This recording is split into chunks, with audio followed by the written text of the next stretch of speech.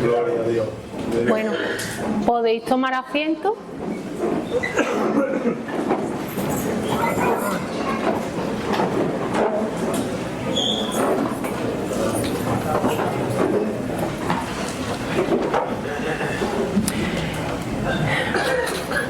Dice el salmista: bendice, alma mía, al Señor y no olvide ninguno de sus beneficios.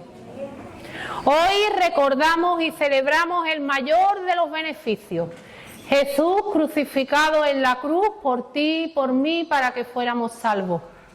Hoy es un día para recordar y celebrar esta verdad bíblica que al fin y al cabo es el Evangelio. El autor de Hebreos es de origen desconocido y aunque tradicionalmente se atribuyó al apóstol Pablo, dicen algunos estudiosos de la palabra, de las Escrituras, que el estilo, el vocabulario, incluso la teología difieren un poco de cómo Pablo escribía. El libro de Hebreos tiene un objetivo y es exhortar y alentar a aquellos creyentes que están sufriendo persecución y por lo tanto desánimo. ¿Para qué? Pues para confrontar la tentación del abandono de la fe. De hecho, fue escrito en un tiempo donde la iglesia primitiva estaba sufriendo persecución por su fe. Hoy hay muchos lugares del mundo donde las iglesias son perseguidas. Nosotros tenemos el privilegio de vivir aquí en España, donde no sufrimos persecución, pero sí el Señor me hablaba de que viviendo en este mundo podemos sufrir una persecución emocional y mental que nos puede desmotivar. Hebreos es el libro del Nuevo Testamento que más trabaja el Antiguo Testamento, las leyes y la profecía, apuntando a Jesucristo y su supremacía por encima del Antiguo Pacto. Él es, y eso celebramos hoy, hermanos y hermanas, el Cordero inmolado, perfecto, llevado al sacrificio y muerte en la cruz, en cuya obra somos salvos. Es un motivo, como decía el salmista, recuerda alguno de sus beneficios. Y este es el mayor beneficio para nuestras vidas. Hoy vamos a tratar el capítulo 13 de Hebreos, del versículo 10 al 16.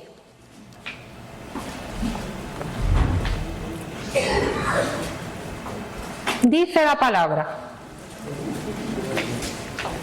tenemos un altar del cual no tienen derecho de comer los que sirven al tabernáculo, porque los cuerpos de aquellos animales cuya sangre a causa del pecado es introducida en el santuario por el sumo sacerdote, son quemados fuera del campamento. Por lo cual también Jesús, para santificar al pueblo mediante su propia sangre, padeció fuera de la puerta. Salgamos pues a él fuera del campamento, llevando su vituperio, porque no tenemos aquí ciudad permanente, sino que buscamos la porvenir. Así que ofrezcamos siempre a Dios por medio de él sacrificio de alabanza, es decir, fruto de labios que confiesan su nombre. Y de hacer el bien y de la ayuda mutua no os olvidéis, porque de tales sacrificios se agrada a Dios. Amén. Le voy a pedir a José si él puede orar. Señor, te damos gracias, Dios mío. Gracias por poder sentarnos ahora a tus pies para poder escuchar de tu palabra. Yo te ruego que tú la bendigas en nuestras vidas y que tú también le des a Tati la sencillez y el poder de lo alto para poderla compartir. En el nombre de Jesús. Amén. Bueno, si todos vemos en nuestra Biblia, de seguro el título que aparece es Deberes cristianos. Este pasaje lo que recoge es una exhortación a los diversos deberes que tenemos como creyentes.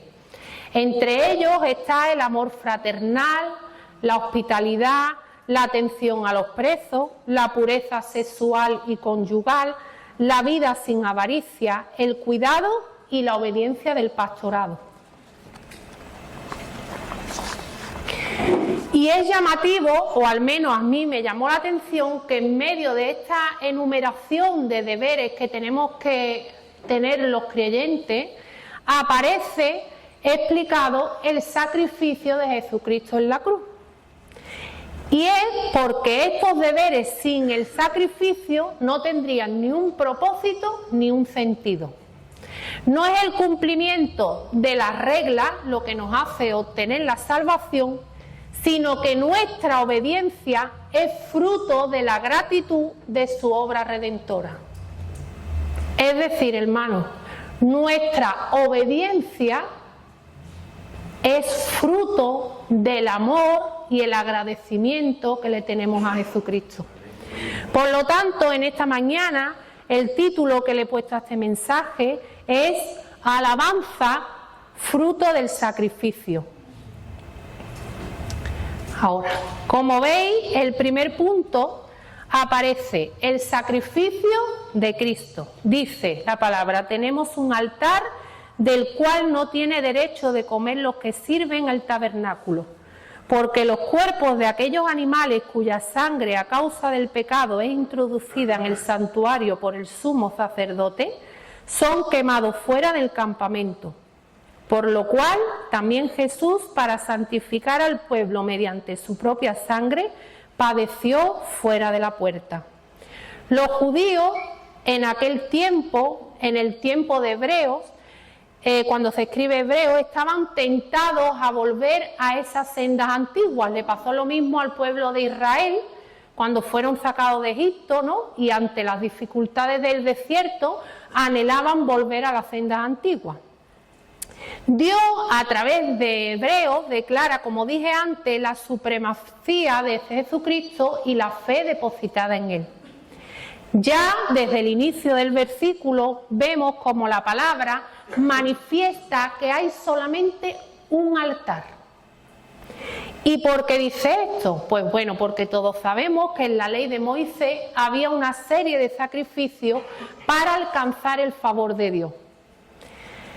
Pero, sin embargo, la llegada de Jesucristo, como todos sabemos, redime nuestros pecados y nos da la vida eterna. Ya no hay más sacrificio, porque el sacrificio único y verdadero lo hizo Jesucristo.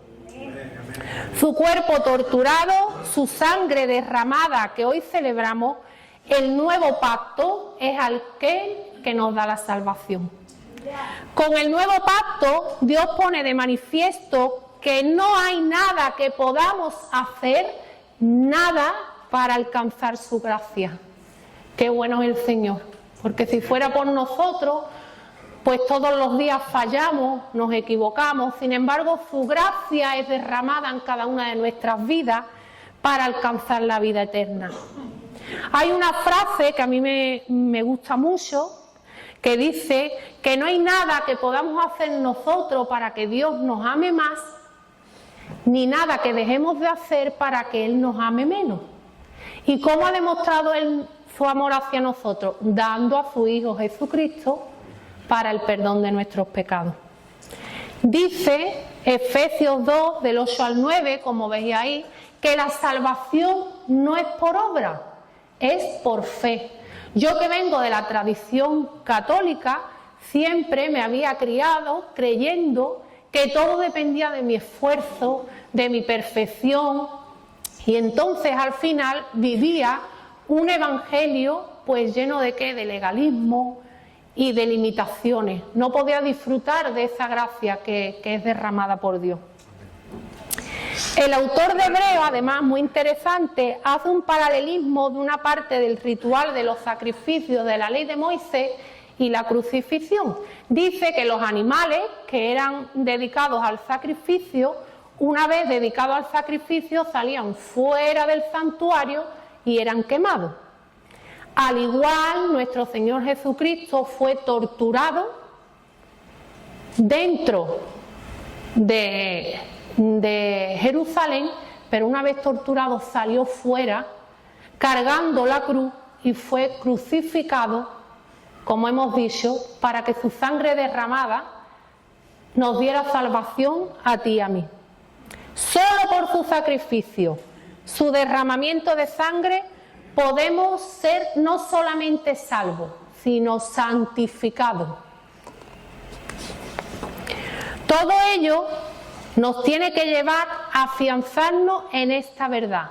Solo en Cristo está la salvación.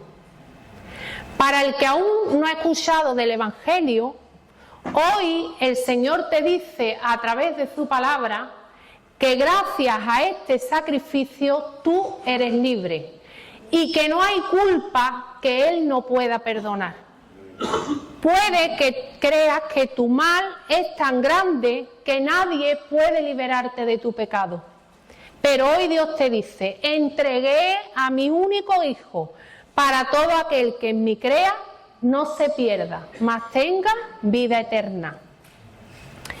Y nadie viene al Padre si no es por mí.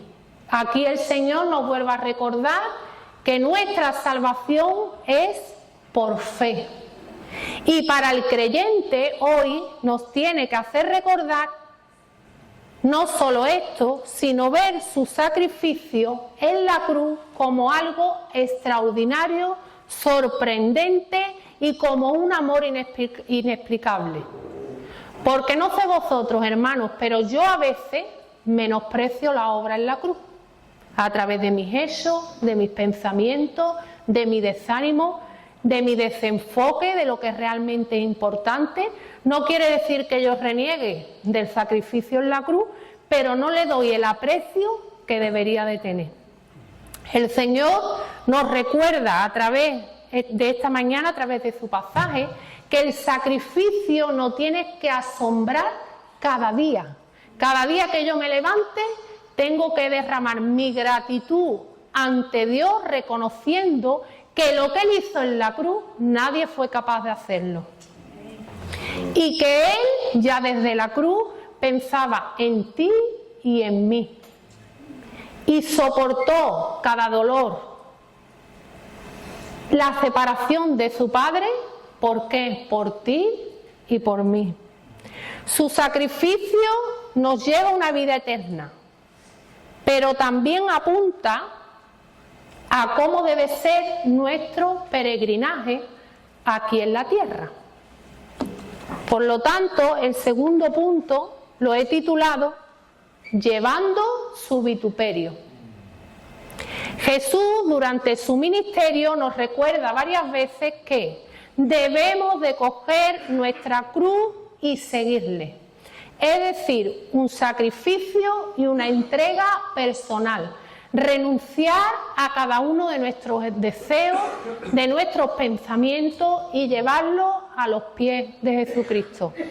Dios no es un vendedor de humo, no es una pócima mágica, no es un genio de la lámpara.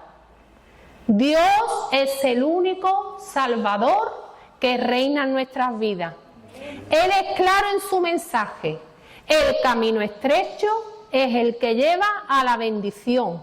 Y el autor de Hebreos en este pasaje nos añade que no solamente tenemos que hacer ese sacrificio personal de llevar nuestra cruz y seguirle, sino que nos invita a salir del campamento, como lo hizo Jesucristo, y llevar su vituperio.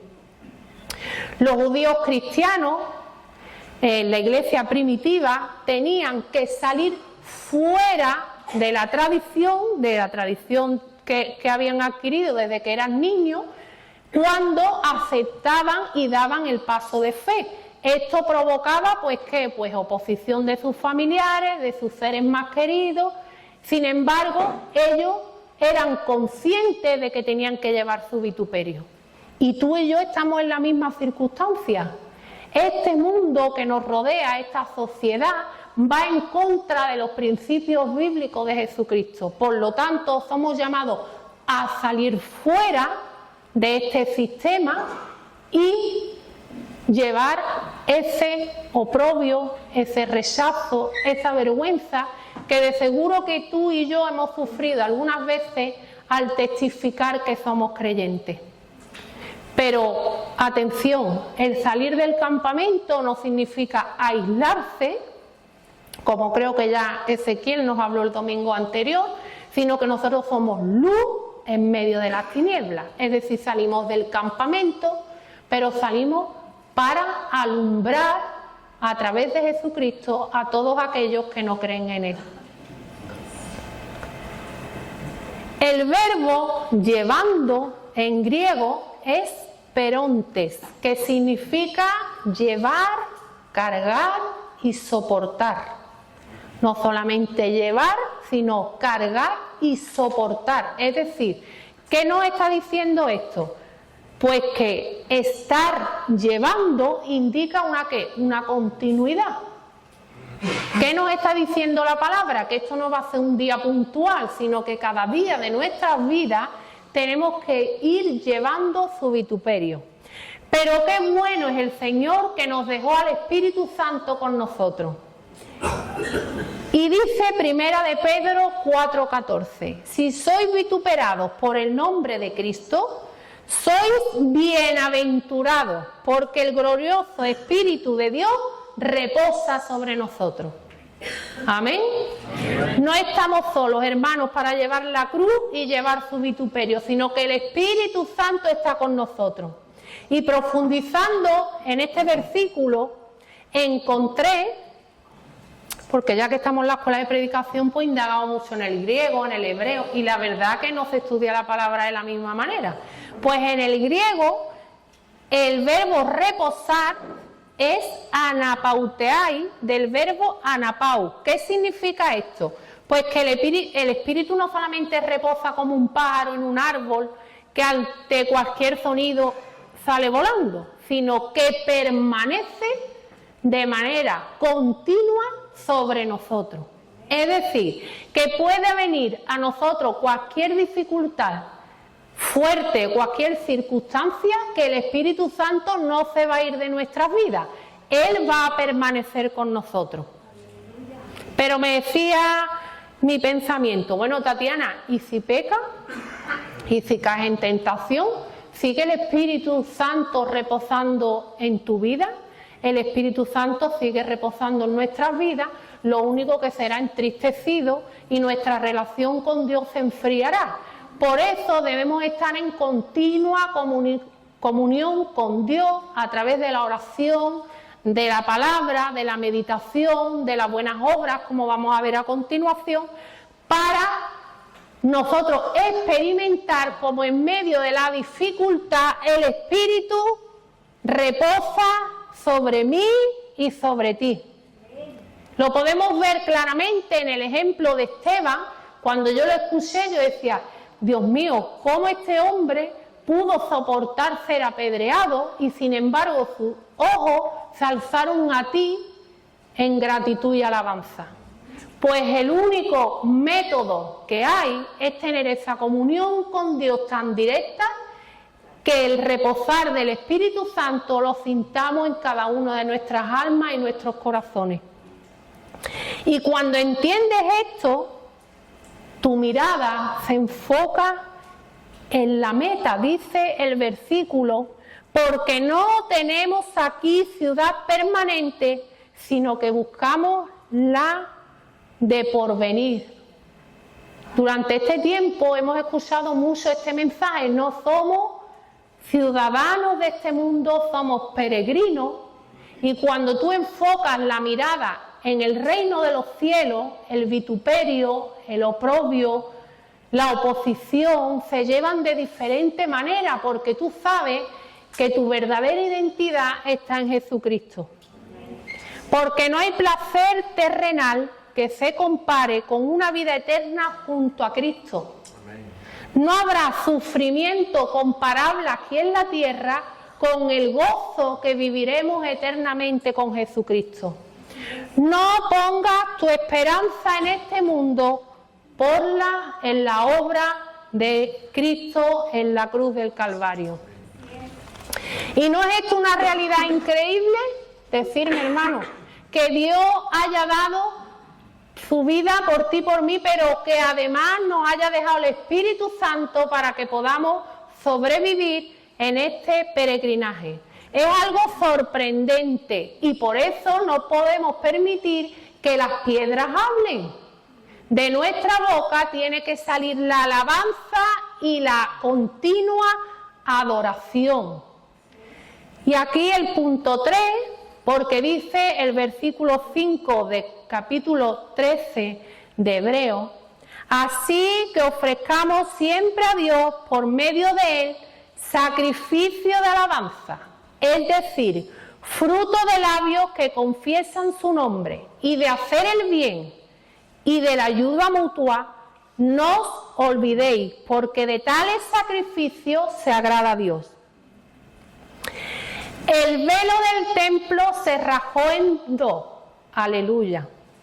El velo significaba la separación de Dios y del hombre, pero con la obra del Señor Jesucristo, eso simbolizó el acceso de Dios en relación con el hombre. La separación había sido reemplazada por una relación íntima con el Padre. Antes el sacerdote era el único que podía acceder al lugar santísimo y experimentar esa presencia de Dios. Sin embargo, hermanos, somos dichosos y somos bendecidos al saber que gracias a la obra de Jesucristo en la cruz, nosotros podemos entrar en cualquier momento y en cualquier lugar y en cualquier situación en la presencia de Dios. ¿Por qué? Porque Él es víctima, fue el cordero inmolado, pero también fue el sacerdote. Y a través de Él, pues nosotros tenemos derecho a tener esa relación directa con el Padre. Es un motivo de gozo y de gratitud que nos debe llevar a la adoración y a la alabanza. De que tú y yo podemos relacionarnos con Dios de manera personal, cercana e íntima. Y esto es un gran privilegio. Por eso estamos llamados a presentar sacrificio de alabanza. ¿Y por qué la palabra sacrificio? Porque si ya los sacrificios fueron abolidos por el antiguo pacto, porque ahora el escritor de Hebreo nos señala sacrificio de alabanza. Pues bueno, por un lado, fijémonos que aparece en el versículo: ofrezcamos siempre a Dios por medio de Él. ¿Qué significa? Pues por medio de Jesucristo, es decir, gracias al sacrificio. Y yo descubrir esto me llamó bastante la atención, porque creemos que nosotros alabamos y adoramos a Dios así porque así, y lo podemos hacer porque ya Jesucristo, a través de su sacrificio, rompió el velo y tenemos relación directa con el Padre. Por eso nuestra alabanza y nuestra adoración es agradable a Dios, porque si no, no sería agradable. Es gracias al sacrificio de Jesucristo. Y por otro lado, ese sacrificio conlleva a que la alabanza no debe de brotar solamente en momentos de quietud, sino también en momentos de dificultad, de circunstancias difíciles, en medio del dolor y del sufrimiento.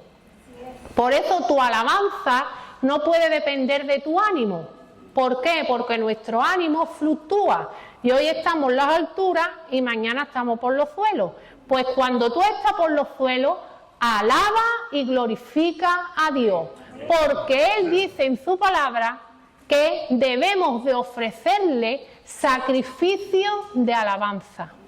Y el sacrificio, como he dicho, porque ya Jesucristo hizo la obra en la cruz y podemos alabarle, glorificarle libremente, y porque en medio de la dificultad debemos de alabar y de adorarle.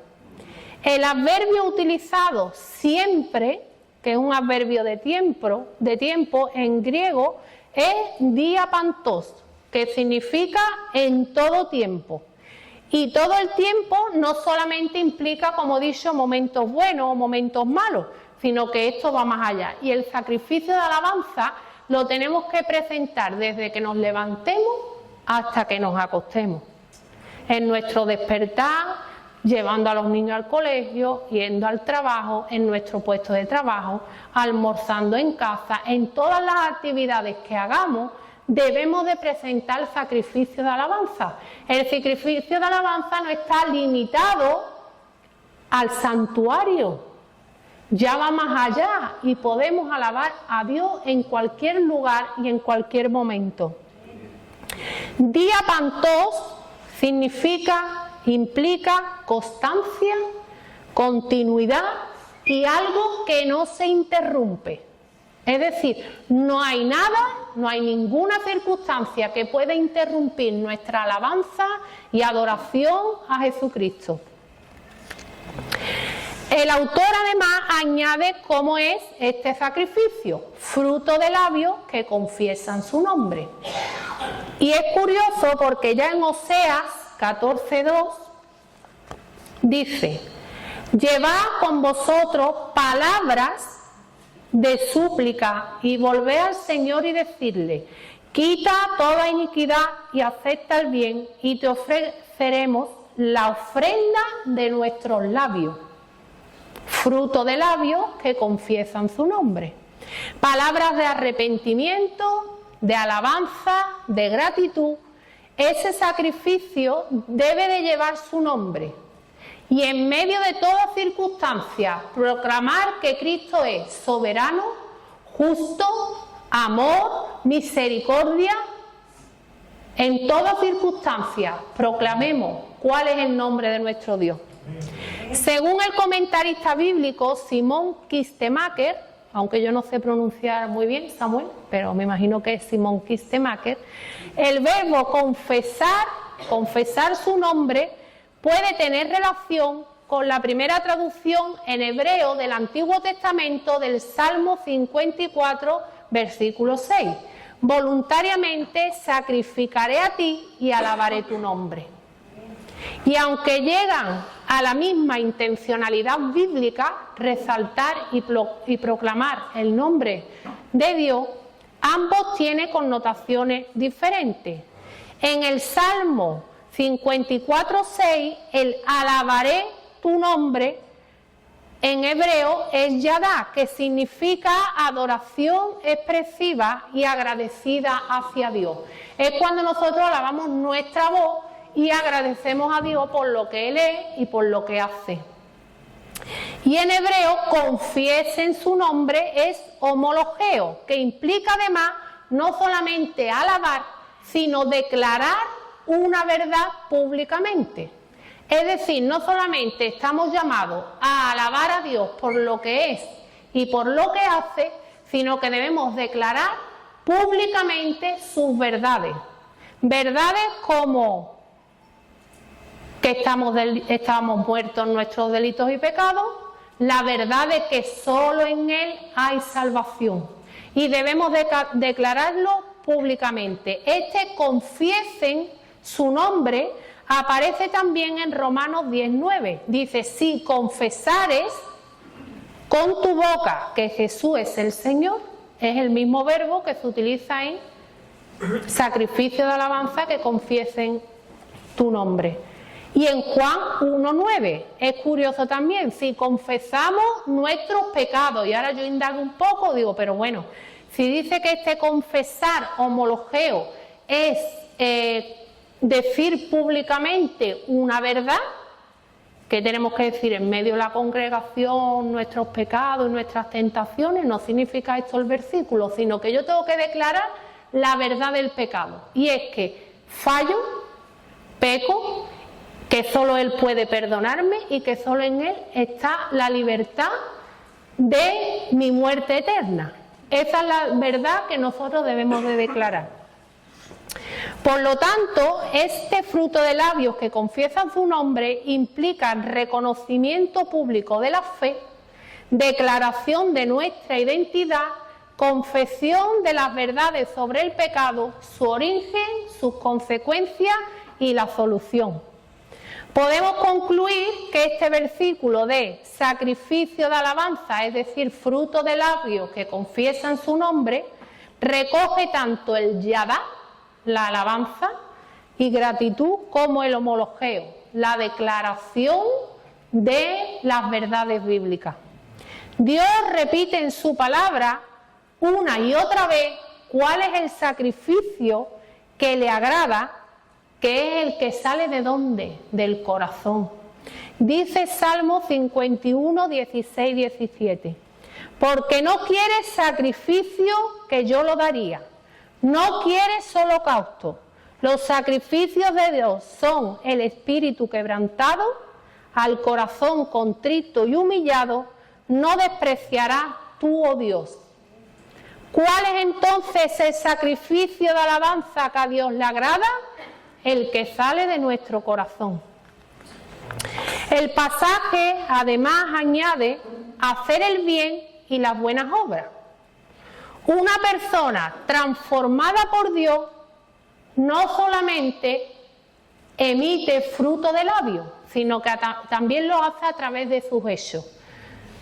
Y eso es la honestidad de una vida transformada, que lo que hagamos se concuerde con lo que decimos. Entonces el texto nos alienta a que no solamente de nuestra boca salga fruto de labios, sino que a través de nuestros hechos también mostremos el Evangelio. En el devocional que estoy leyendo este año, decía que una de las motivaciones bíblicas para obedecer a Dios es que la forma en que vivimos puede agradarle. No hay nada más bonito cuando tu hijo o tu hija viene diciendo: mamá, mira qué dibujo he hecho, o mamá, he recogido el cuarto. Ellos realmente lo están haciendo porque quieren ver en ti que una sonrisa, un abrazo, un acto de gratitud, de amor. Nuestra motivación para agradar a Dios, para hacer su voluntad, para hacer estas buenas obras y hacer el bien, es agradarle. Y que cuando Él nos vea, sonría por lo que estamos haciendo. Diferencia este devocional, y me pareció muy interesante, entre dar con generosidad y dar con sacrificio. ¿Por qué? Porque el dar con sacrificio provoca un impacto en nuestras vidas. No fue lo mismo lo que hizo la viuda pobre que lo que hizo el rico. El rico dio con generosidad, pero la viuda dio con sacrificio. Y ese sacrificio es el que agrada a Dios.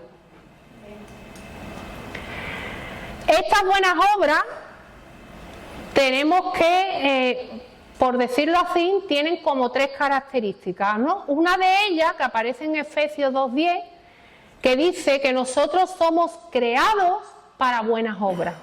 Es decir, estas obras tienen un origen.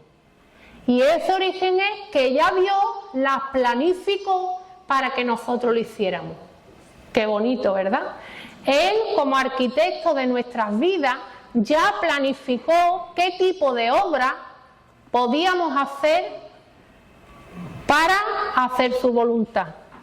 La segunda, que las obras son una evidencia de nuestra fe. La fe sin obras está muerta. Antes dijimos que no somos salvos por obra, sino que somos salvos por fe. Pero si la fe no muestra obra, es una fe como muerta. Por eso lo que nosotros hacemos y dejemos de hacer está manifestando en qué es lo que creemos. Bueno, tenemos que meditar en qué es lo que hacemos desde que nos levantamos hasta que nos acostamos, porque cada una de las cosas que nosotros hagamos manifiestan en qué creemos. Y lo último, que estas obras tienen un propósito, y el propósito es glorificar a Dios por encima de todas las cosas.